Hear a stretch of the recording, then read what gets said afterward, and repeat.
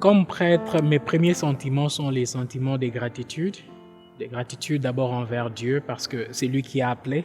Gratitude aussi d'abord envers mes parents parce ils ont été une source d'appui et d'espérance et de courage pour moi.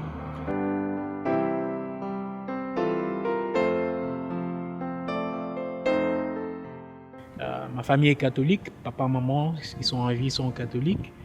Nous allions à la messe avec eux et j'ai grandi dans un milieu qui m'a permis de discerner ma vocation sacerdotale, mais aussi par le fait de voir la vie des prêtres qui célébraient les saintes messes avec beaucoup de dévotion, les prêtres qui étaient là, qui servaient, qui étaient là avec le peuple de Dieu.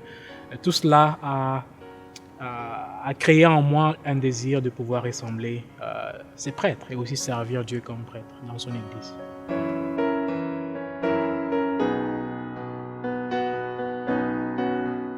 Je suis venu ici, je pense, en 2014 et j'ai commencé les études de la culture canadienne et aussi de l'anglais. Et après ça, j'ai dû faire le parcours théologique et le parcours étant fini, j'ai été accepté à l'ordination et ordonné prêtre.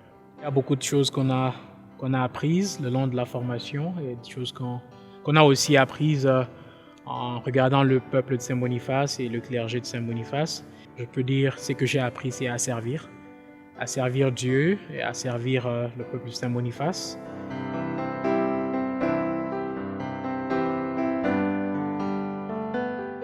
Merci à ceux qui contribuent, à ceux qui nous aident. Merci de le faire. Mais j'ai aussi une demande à faire. Une demande, c'est encourager aussi les jeunes à répondre à leur vocation. Il y a beaucoup de jeunes qui discernent plusieurs vocations.